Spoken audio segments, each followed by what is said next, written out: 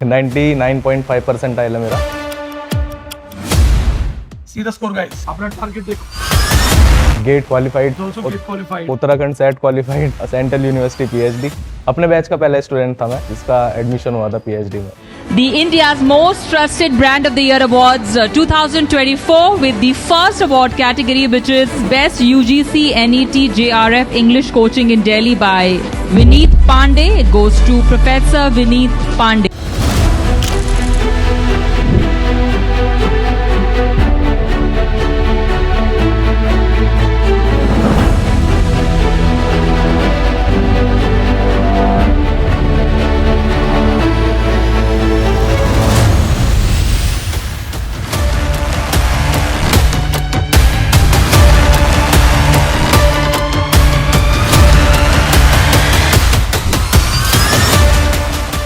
Big hands for him. Come. We are clapping for you, so you should come here. Congratulations. Meet Dushyant, is offline batch student, and Dushyant, rest you tell them. So ऐसे लगाओ. And now you talk. Dushyant, उसके बाद 2023 जून में मेरा net हुआ था और 20 इस बार भी नेट ही हुआ है। 0.3 से मेरा JRF रह गया इस बार परसेंटाइल। Point. 3 99.5% आया मेरा। 0.8 पे मेरिट गई है। Let's write this for everyone. 99.5. 50 ऐसे. हाँ। See the score guys. अपना टारगेट देखो. Take this as your target. 99.8 पे मेरिट गई है और जून में मेरा 99.5 उससे 0.5 से रुका था। जब 99.3 मेरा था परसेंटाइल, 0.7 पे मेरिट गई थी। तो 2 बार इतना रुका है। Get qualified, Also get qualified. Uttarakhand SET qualified, central university PhD. अपने बैच का पहला स्टूडेंट था मैं जिसका एडमिशन हुआ था पीएचडी में। जब मैं यहाँ पे आया था ना तो 6 मंथ्स में गाइडेंस और जो पढ़ा मैंने यहाँ पे 6 मंथ्स के अंदर मेरा नेट क्वालिफाइड हो गया और मेरे क्वेश्चन सही थे 94 क्वेश्चंस। 6 मंथ्स में 30+ क्वेश्चंस मेरे ज्यादा सही हुए थे। इतना आसान नहीं होता सब चीज कि आप आए यहाँ पे बैठे पढ़ा रूम पे गए, क्योंकि मेरे साथ और भी स्टूडेंट्स हैं। हमारा क्या होता था ना कि सब लोग घूम रहे थे यहाँ पे, कोचिंग ली, रूम पे गए, 2 घंटे कोचिंग का पढ़ा और फिर उसके बाद बस ठीक है अपन बाहर रह रहे हैं, ठीक है पैसा मिल रहा है, घर से खर्च कर रहे हैं, मस्त खा रहे हैं पी रहे हैं, सब चीज चल रही है ना, पार्टीज चल रही है, हौज खास है दिल्ली का पार्टी। अब मैं कमरे में रहता था, मैं सिर्फ पूरे दिन में 1.5 घंटा सोता था, पूरे दिन 24 घंटे में। रात को कपिल आता था मेरे पास, अपन लोग बैठ के डिस्कशन करते थे 6 बजे से 10 बजे तक। 10 बजे से मेरा पढ़ना शुरू होता था और सुबह 7 बजे तक 1.5 घंटा सोना, 8:30 तक, उसके बाद फिर यहाँ कोचिंग। पूरी रात पढ़ाई. हाँ हाँ 10 से 7 कितने घंटे हो गए? 10, 12, 9 घंटे. 10 से 7 लगातार पढ़ाई, उसके बाद दोपहर में 3 बजे से 6 बजे तक। He used to be very sharp in my classes. Rapid fire करता था ना, तो सिर्फ he used to wait कि ऐसा कौन सा क्वेश्चन जो किसी को नहीं आ रहा है, एंड देन वो ऐसा हो गया, then I used to look at him कि इसको तो आ ही रहा होगा, यहाँ तो हाँ करा रहा है, he used to answer.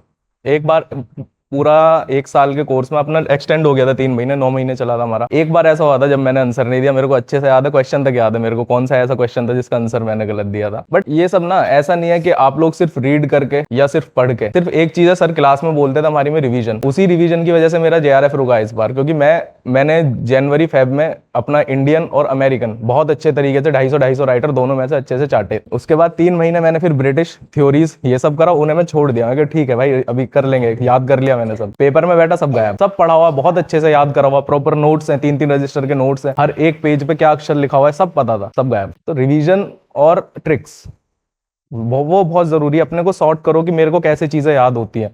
मेरे को सबसे जो वो होता है ना कि ये सब्जेक्ट कभी पढ़ना ही नहीं जीवन में, वो होता था history and English literature. History पूरा हिस्ट्री पढ़ रहे हैं अपन, क्योंकि मेरे को कभी डेट्स याद नहीं हुई, कभी डेट्स याद नहीं हुई, और क्रोनोलॉजी अपने को याद करनी है।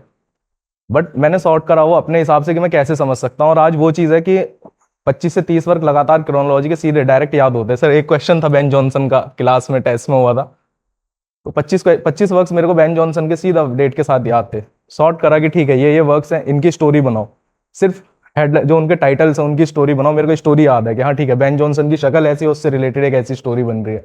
वर्जीनिया वुल्फ है, वर्जीनिया वुल्फ के अगर आप वर्क्स देखोगे तो ऑरलैंडो वगैरह ये सब, वो खुद होमोसेक्सुअल थी, उसके वर्क्स की स्टोरी बन जाती है होमोसेक्सुअल, जैकॉब्स रूम, मिसेस डैलोवे, तो जैकॉब के रूम में मिसेस डैलोवे, ऐसे करके स्टोरी बन के पूरी क्रोनोलॉजी याद हो गई, बस ऐसे याद करे थे। और क्रोनोलॉजी मेरी सबसे, आज वो चीज़ है कि क्रोनोलॉजी सबसे ज़्यादा मास्टर है मेरी। तो अपने आप को सॉर्ट करना ना बहुत ज़रूरी है। सबसे पहले बैठ के पढ़ो मत, बिल्कुल मत पढ़ो भाई, 20 दिन किताब ही मत उठाना बिल्कुल, बट बैठ के ये समझना कि मेरे को चीज़ें कैसे याद होंगी, वो सबसे ज़रूरी चीज़ है। 6 महीने कोचिंग करके निकल जाओगे, कुछ नहीं मिलेगा। 20 दिन बैठो, किताबें रख दो अलग, अपना सबसे पहले ये देखो मेरे को याद कैसे होता है सब चीज़ें, थ्योरीज कैसे याद करनी है, माइंड मैप्स बनाओ, ईगल आई व्यू बहुत ज़रूरी है, हर थ्योरी का ईगल आई व्यू एक पेज में पूरा, कि क्या क्या चीज़ें, कौन से राइटर, कौन से वर्क्स, ये सब चीज़ें बहुत ज़रूरी है। ये कुछ नहीं आता था यहाँ क्लास में बैठ के। सर ने जो जो छोटी छोटी बातें सर बीच में बोलते हैं, सर की एक चीज़ है कि बीच बीच में छोटी बातें बोल जाएंगे, लोग ले जाते हैं फॉर ग्रांटेड, कहते ठीक है बोला रिवीजन, ठीक है कोई बात नहीं, बोल दिया सर ने ऐसे ही, यहाँ से निकले भूल गए सब। मेरे को वो चीज़ें पॉइंट सारे याद रहते थे, आज भी मेरे पे नोटबुक के पीछे पेज पे लिखी हुई है सारी बातें, वो क्या क्या बोला है, उन्हीं चीज़ के थ्रू सब चीज़ अचीव हुई है।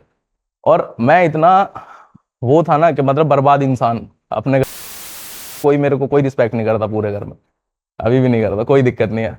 मेरे मामा थे, मेरे मामा प्रोफेसर है, उन्होंने 14 साल नेट के पेपर दिए, उन पर नेट नहीं निकला, और कोशिश करी, उन पर पीएचडी भी नहीं हुई, मैं दोनों कर रहा हूँ। और उस आदमी ने मेरे को 2014 में जब मैं अपना बीटेक के लिए कोचिंग कर रहा था, उस आदमी ने मेरे को मेरे माँ बाप के सामने बैठा के बोला था कि अगर तेरे पे बीटेक नहीं हुई तो जिंदगी में एक रोटी नहीं खा सकता अपने पैसों की। मामा का ही सब्जेक्ट है इंग्लिश, पीएचडी है, नेट भी है, तो काफी चीजें अचीव करी है।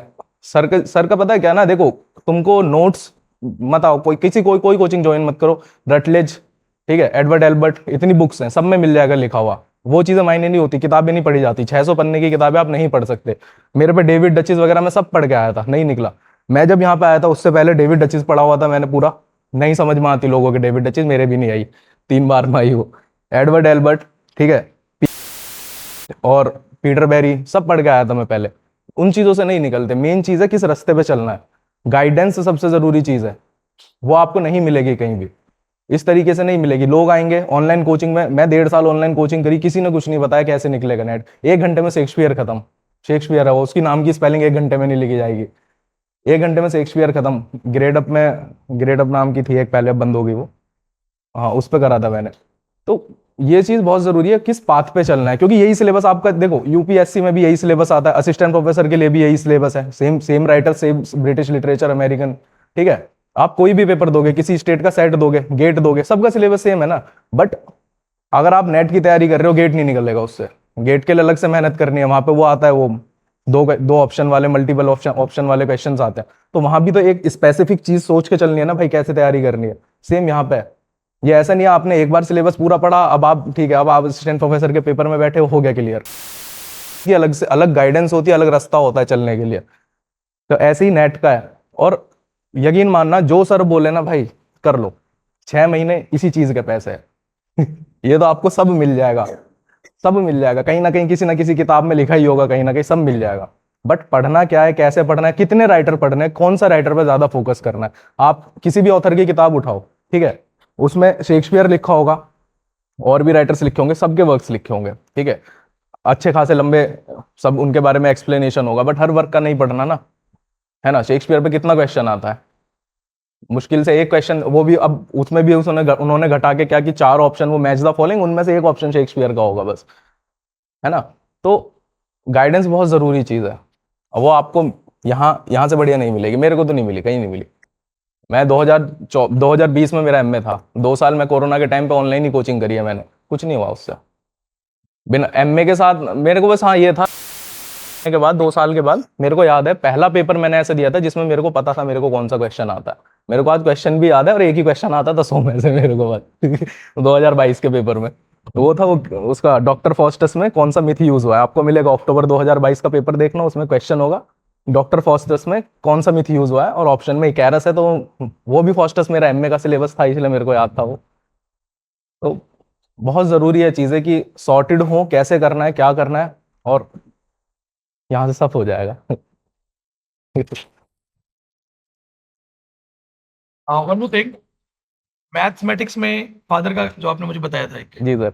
वो उनको भी बताओ। नहीं, मैथ का मैंने सर ना आज तक कोई किताब खरीदी, ना बुक्स खरीदी, कुछ नहीं, ना कभी कोचिंग ली है, यहाँ पे मैं कभी पेपर 1 की कोचिंग नहीं ली मैथ की, क्योंकि मेरे फादर ने मेरे को 6th क्लास में, मेरे सबसे पहले टीचर गुरु वही हैं, 6th क्लास से मेरे को मैथ के वो टेस्ट पेपर्स देते थे बना के 20-20 क्वेश्चन, स्कूल जाते थे और स्कूल से जब मैं आऊँगा मेरे को सॉल्व। साल मैंने वो चीज़ें करी है और आज तक पहला जो सबसे पहला मैंने नेट का पेपर दिया था, 8 पेपर दिया अब तक, एमए में जो दिया था, जब से लेके आज तक कोई डीआई, कोई एलआर, कोई रीजनिंग ऐसा क्वेश्चन तो है नहीं जो मेरा गलत हुआ हो आज तक।